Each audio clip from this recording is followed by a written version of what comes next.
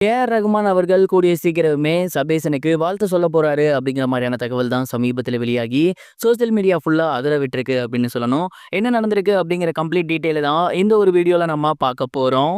சரிகமபா நிகழ்ச்சியில இந்த ஒரு வாரம் டிக்கெட் டு ஃபினாலேவோட 4வது வாரம். இந்த டிக்கெட் டு ஃபினாலேல பார்த்தீங்கன்னா, சபேசன் அவர்கள் "உசிரே போகுது" அப்படிங்கிற பாடல ராவணன் படத்திலிருந்து பாடியிருந்தாரு.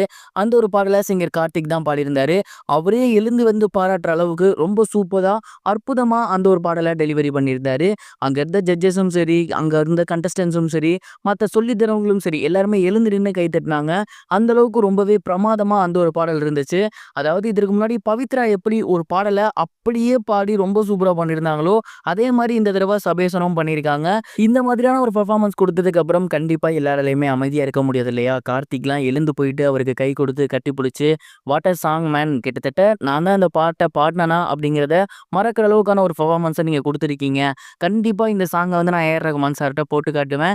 அவரு வந்து உங்ககிட்ட பேசுவாரு" அப்படிங்கிற மாரி ரொம்பவே சூப்பரான ஒரு விஷயத்த மேடையிலேயே கார்த்திக் சார் வந்து பதிவு பண்ணியிருக்காராமா.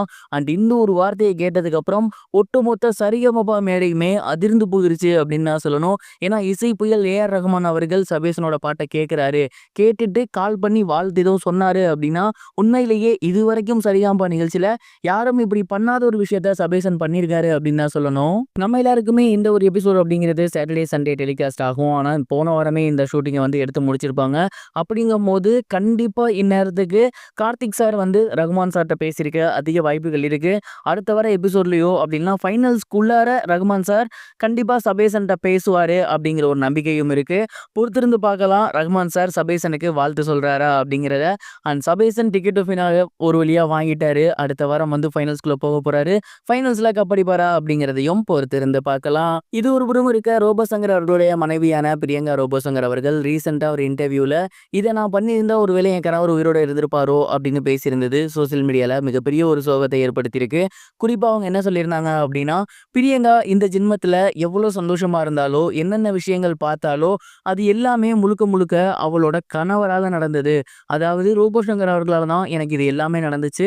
என்னோட மிகப்பெரிய ஒரு ஆசை, அடுத்த ஜென்மத்துல நான் வந்து ரோபோ சங்கரா பொறக்கணும். அவரு வந்து என்ன மாரி பொறக்கணும். அவருக்கு அந்த சந்தோஷத்தை எல்லாம் நான் திருப்பி தரணும். அவர் எனக்கு குடுத்திருந்த காதல விட அதிகமா நான் அவருக்கு காதல் குடுத்திருந்தா, கண்டிப்பா இந்நேரம் அவரு உயிரோட இருந்திருப்பாரோ என்னவோ!